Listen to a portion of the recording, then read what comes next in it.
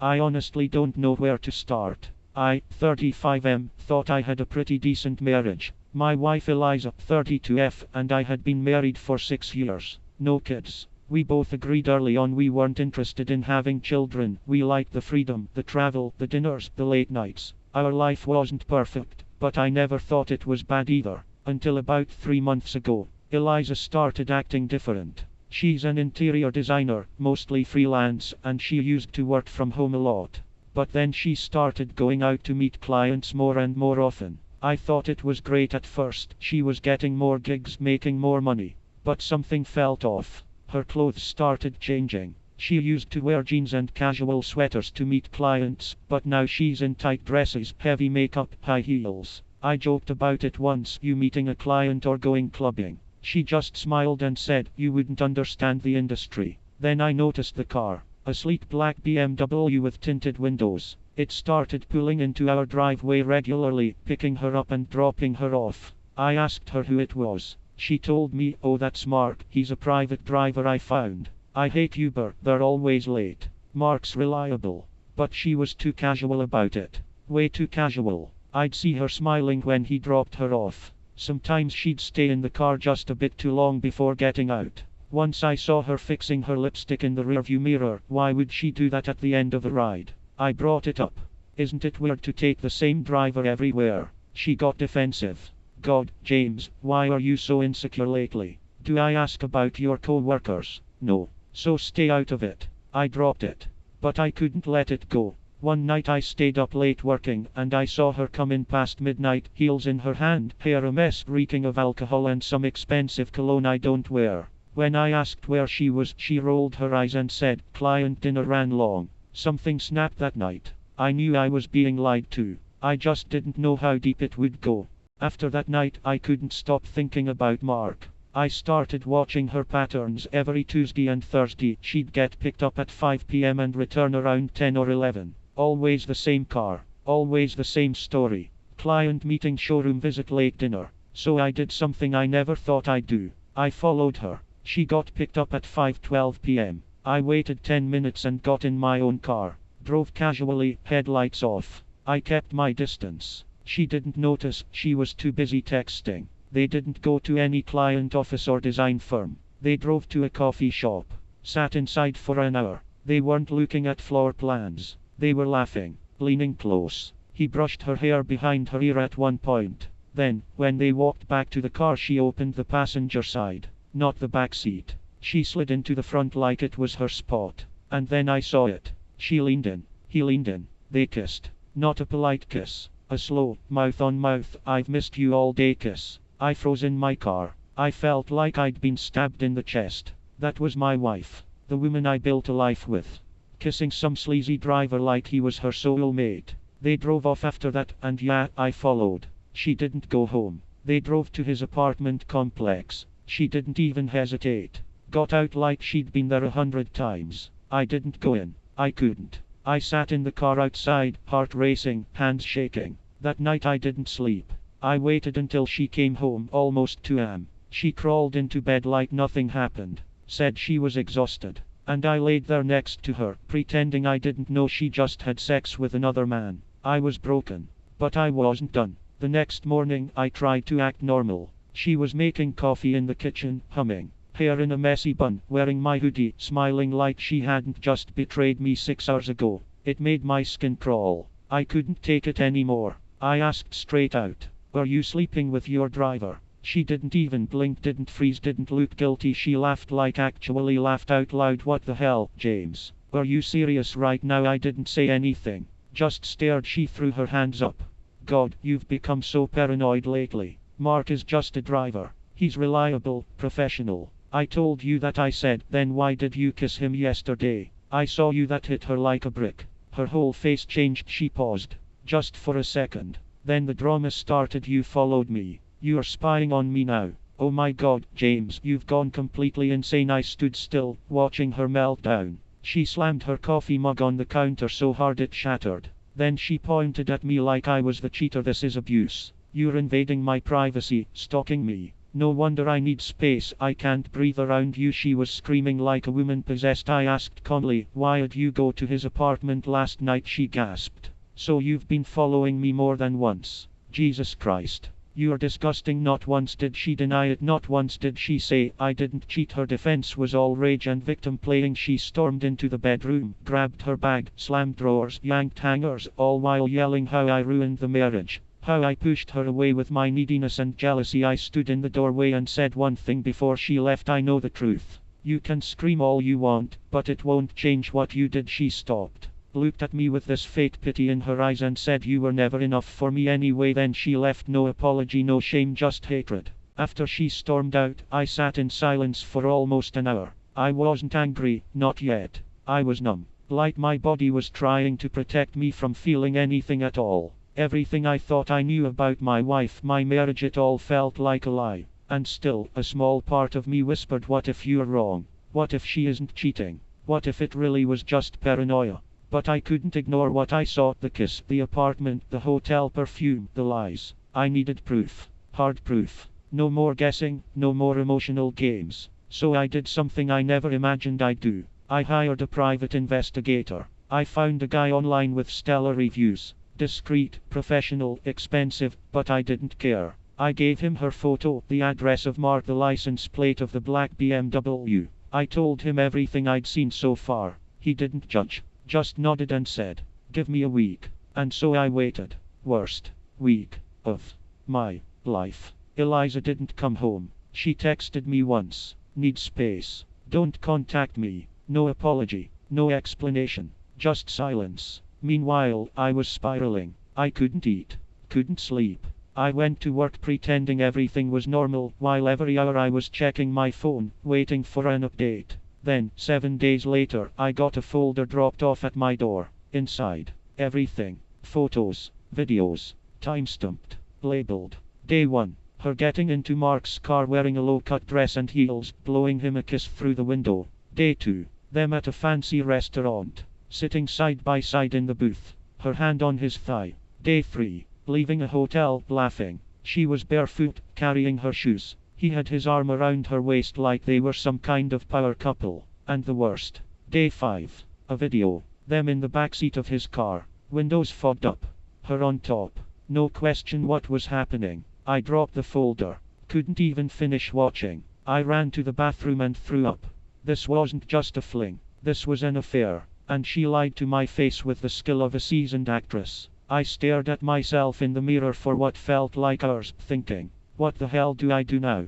But deep down I already knew. This marriage, it was over. After getting that pie report, I couldn't function. I didn't go to work the next day. I sat in my living room with the folder spread out on the coffee table like some twisted scrapbook of betrayal. I watched the video again. I needed to feel the pain fully. I wanted it to burn. And it did. That was my wife in that video, moaning in the back of a car like a porn scene. Her wedding ring was on. She didn't even have the decency to take it off. And the look on her face, it wasn't guilt. It was pleasure, excitement, lust. I realized something right then. She wanted this. This wasn't some emotional affair that just happened. This wasn't a mistake. This was a choice. Repeated, deliberate, disgusting choices. And here I was, sitting alone in the home we built together, the walls we painted, the furniture we picked, while she was off getting railed in the backseat of a BMW by a man she met 3 months ago. And for what?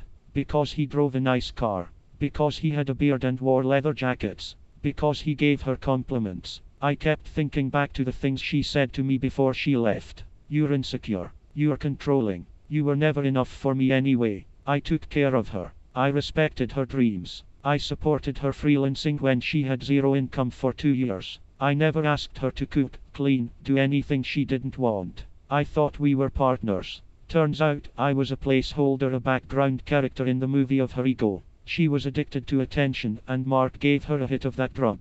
So she took it. Again and again. I could have forgiven a one-time mistake. A drunken night. A kiss that shouldn't have happened.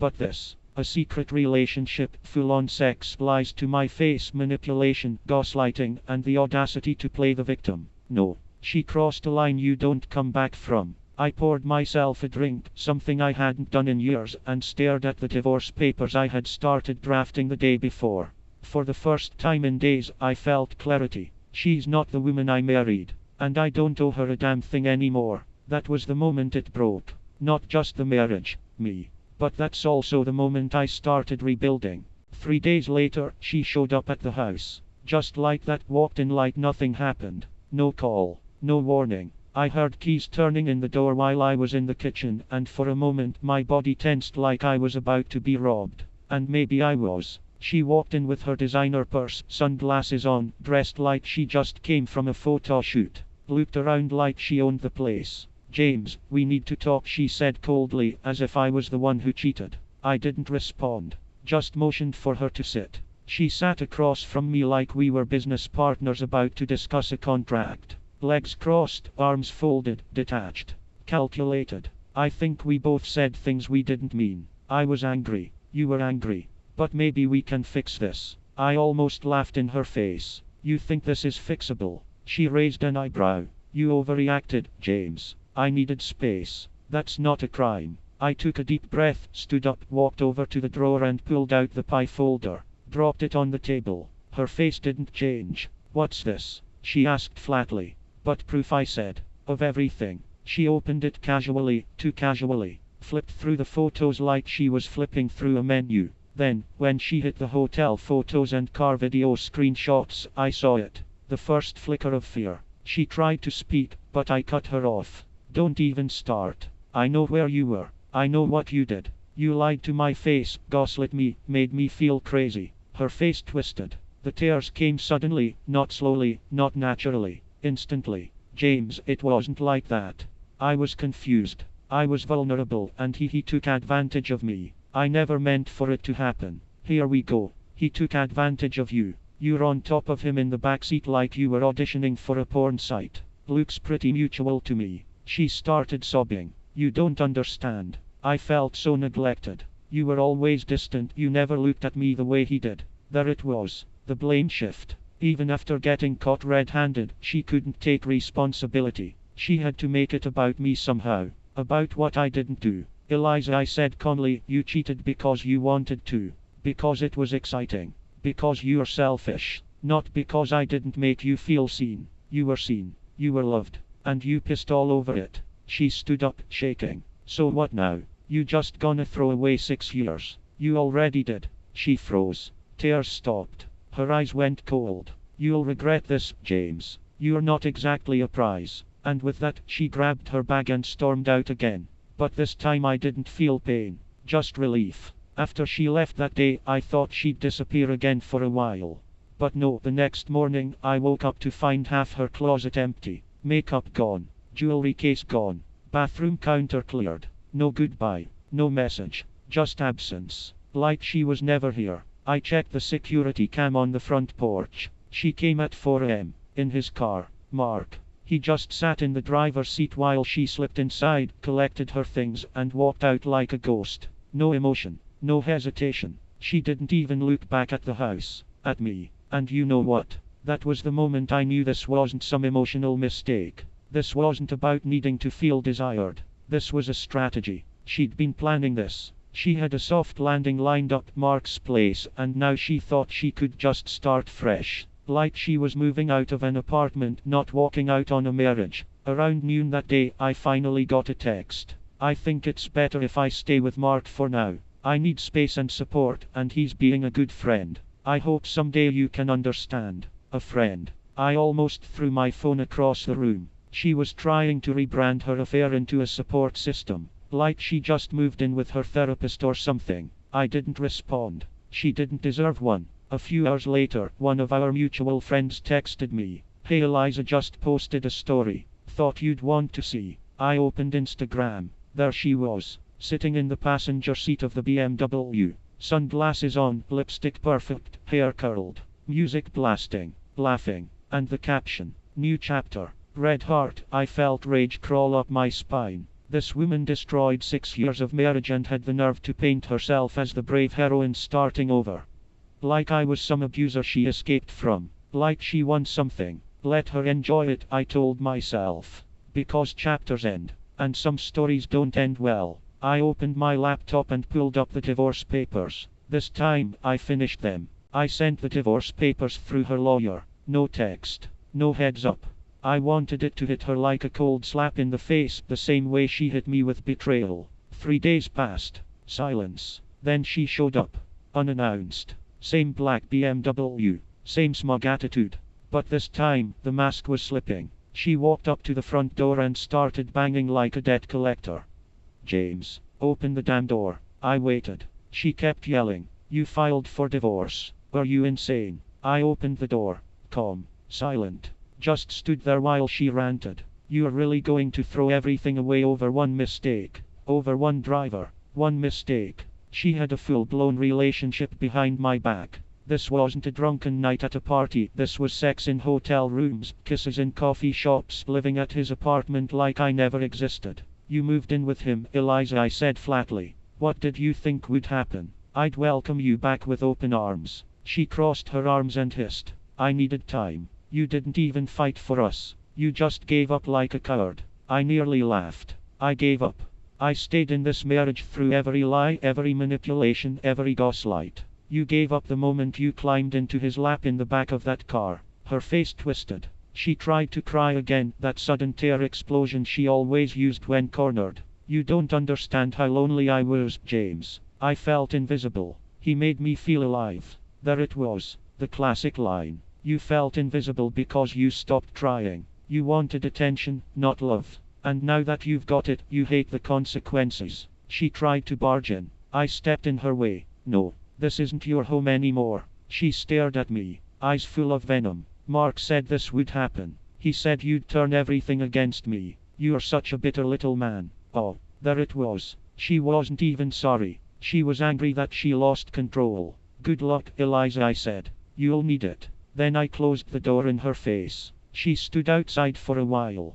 I heard her kick the flower pot, slam her fists on the door, curse me out loud. Then finally silence. She got back into the BMW and drove away. She thought she'd always have the upper hand. She thought I'd crawl back, beg, plead. Not this time. This time, I left her. I didn't expect to ever hear from him. But of course cheaters never seem to think they're doing anything wrong. It was about a week after Eliza stormed off with the divorce papers in full effect. I was starting to feel normal again. Not great, but functional. I was sleeping, eating, finally able to sit in silence without feeling like I was dying. Then I got a text from an unknown number. Hey man, this is Mark.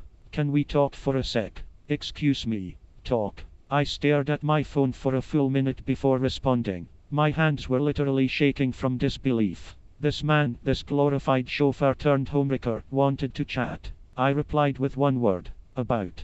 He called. I let it ring out. Then he called again. Against my better judgment I answered. His voice. Way too casual. Hey man, I just wanted to clear the air. You know, I didn't want things to get messy between us. Messy. Buddy, you banged my wife in the backseat of your car. Messy was the bare minimum. I didn't say anything. Just silence. Luke, I didn't plan for any of this to happen. We just clicked. She was unhappy, and I was there. I never meant to step on anyone's toes, you know. I finally spoke. So your excuse is that you happened to be nearby when my marriage fell apart. That's what you're going with. He laughed nervously. Luke, I just don't want any bad blood. I respect you, man. I do. I lost it. You respect me. You respect me. You watched her take off her ring. You drove her to hotel rooms and smiled at me like nothing was happening. You filmed her with your dash cam running, and you have the audacity to call me to keep things clean. He got quiet. Real quiet. Luke, I thought you should know she's been acting weird lately. Real clingy. Emotional. I don't know if I signed up for all this. There it was. He didn't call to make peace. He called because he wanted out. Welcome to the real Eliza, I said. Enjoy the drama. Then I hung up. No threats. No yelling. No emotion. Just a sweet little taste of karma. You know what's funny? For a while I actually thought she'd win. She had the affair. She got the guy. She moved out, played it cool, looked glamorous in her Instagram stories like she was some bold queen leaving a toxic man behind and reclaiming her life. But reality doesn't care about your filters. It all started falling apart fast. First, her clients started disappearing. She worked as a freelance interior designer. Her business was half referrals, half social media clout. She built this image of being a modern, classy, independent woman with high taste. But behind the scenes, she was the woman who left her husband to sleep with her driver. That kind of story spreads, especially in small circles. One of her former clients, someone I knew loosely, reached out to me. Hey, I don't mean to get in the middle, but is it true what happened with Eliza and the guy she was always riding with? I didn't have to say much, just confirmed what everyone already suspected. Within 2 weeks, she lost 3 contracts. Then her influencer deals started drying up. She stopped posting so much. The comments on her pictures started changing to less fire, queen, and more wait, weren't you married like 2 seconds ago? Then came the friends. Mutuals started picking sides, and guess what? They picked mine. Because Eliza didn't just cheat, she trashed me to make herself look better. She told them I was emotionally abusive, cold, dismissive.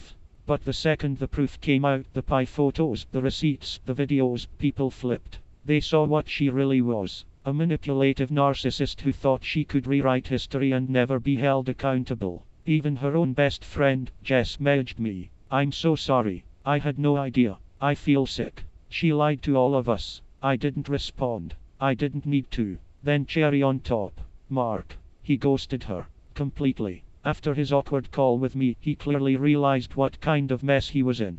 2 weeks later, Eliza posted a cryptic Instagram story. Black background, sad song lyrics, and a caption that read, "Some people aren't who they pretend to be." No tags, no details. But we all knew who it was about. She thought she'd trade up, thought she'd upgrade.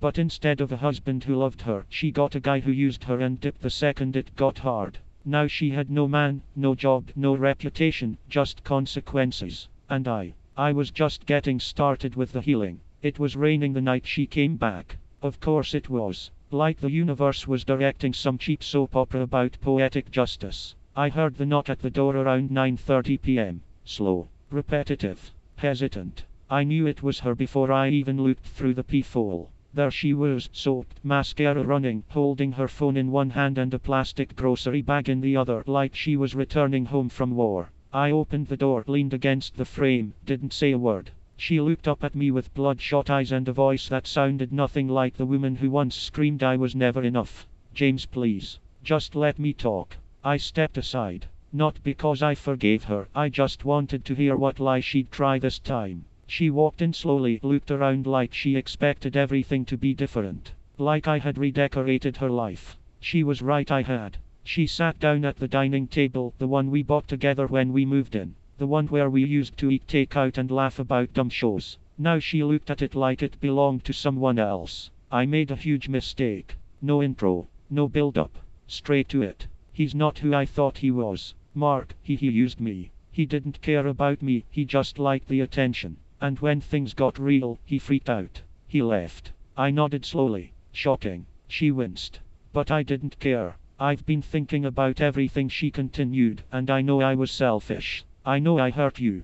But I didn't know how bad until I was alone. You weren't alone, I said. You were chosen second by the guy you cheated with. That's not alone. That's rejected. She started crying full-on, ugly sobs. I don't want this to be how our story ends, James. I miss us. I miss you. I know I messed up, but people make mistakes. Can't we at least try? I almost felt sorry for her. Almost. You didn't just mess up, Eliza. You dismantled everything we built and then set fire to the ashes, all for a thrill ride with a guy who charged by the hour. And when it blew up in your face, you came crawling back. Not because you love me, but because you have nothing left. She opened her mouth to protest, but I stopped her. You don't miss me. You miss the stability, the safety, the home. But you threw those away. And guess what? They're not waiting for you anymore. She looked completely shattered. So what, that's it? You're just done with me. I was done the night I saw you kiss him. Everything after that was me catching up to the truth. She stood up slowly, realizing the door she left open was now slammed shut. She didn't say goodbye. Just walked out, quietly this time. No slamming, no drama, just silence. And God, it felt good. After that night, the begging, the crying, the fake redemption arc, I never heard from Eliza directly again. But the world kept whispering about her downfall. It started with a message from one of her former colleagues. Dude, did you see her profile? What the hell happened to her? I checked. Her Instagram, once full of polished design reels, inspirational quotes, brand collabs, was now chaos. Long emotional captions, low quality selfies, passive aggressive quotes like, "You don't lose real ones, you lose actors. I gave too much to people who didn't deserve me." And my favorite, "Some people will never understand what it means to be loyal." Loyal. Coming from her. I nearly choked on my coffee. Turns out, after Mark dumped her, her entire identity collapsed. She had built her whole self-worth on external validation, likes, clients, compliments, DMS. And when the fantasy cracked, she had no foundation to stand on. One of my friends ran into her at a local bar. He said she looked empty, messy hair, fidgety, alone. She was trying to flirt with some guy at the bar, but he walked away halfway through her story. She ordered another drink, sat on her phone, and kept refreshing something, probably waiting for a message that would never come. The it girl was now just another sad face in a dark room. And the final nail. She tried to get her old job back at the boutique design firm she left years ago. Word got around that she was freelancing again and open to new clients. But they passed. No one wants drama walking into a meeting in heels. The few clients she did reach out to never replied. No one wants a designer who becomes a meme in group chats. Her reputation ruined. Her relationship gone. Her home lost. Her backup plan failed. And she did it all to herself. The saddest part, she never apologized. Not once. Not a real, raw, human apology. Just excuses, tears, and damage control. And now she lives in a one-bedroom rental on the edge of town. No car. No clients. No Mark. Just shadows. Somewhere out there, she probably still tells people I ruined her life. Let her. Truth doesn't need defending. It just waits. And karma always pays in full. You ever breathe and realize it's the first real breath you've taken in months? That was me 3 weeks after she left for good. I woke up on a random Wednesday, sunlight pouring through the curtains. For once, the house didn't feel haunted. No ghost of arguments. No fake perfume trying to cover guilt. No silence that screamed.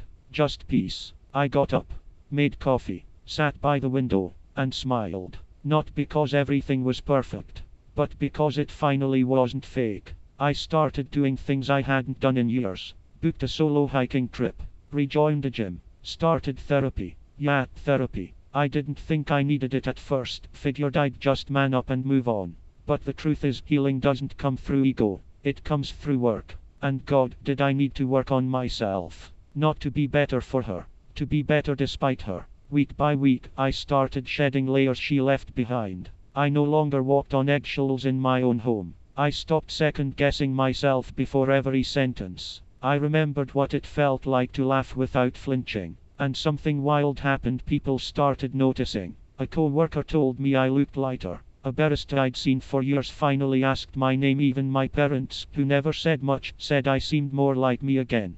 But the biggest change, I didn't hate her anymore. Hating her kept me tethered. Forgiveness, real, quiet forgiveness, set me free. Let her carry the weight of what she did. It's not mine anymore. It happened on a Sunday. I had zero plans. Just laundry, coffee, and a grocery run. The kind of quiet, boring peace I used to beg for. I was at this local farmer's market, hadn't been in ages. Just walking between stalls, sampling things I didn't need, pretending I knew how to cook. There was a booth selling homemade candles, and I stopped because I remembered Eliza used to hoard them. Funny how memory works. I was smelling one, lavender something, when a voice behind me said, "That one's great if you're trying to fall asleep. Or avoid thinking about your ex." I turned around and saw her. Not some overly done, influencer type fantasy. Just real. Simple jeans, hoodie, sharp eyes, easy smile. I laughed, genuinely laughed, for the first time in what felt like years. "Guess I'll take two," then I said. We started talking. Turned out her name was Claire. She was local, worked in publishing, had a sarcastic streak and a weird obsession with true crime podcasts. She wasn't trying to impress me. She wasn't putting on a performance. And that's what made her so refreshing. No pretenses, no games, no agenda. We talked for 15 minutes before I even realized I hadn't thought about Eliza once during the entire conversation. That night, Claire followed me on Instagram. I messaged her first. No pressure, no expectations. Just two people existing in the same world at the same time after the damage. And that felt like enough. Not a new love story. Not yet.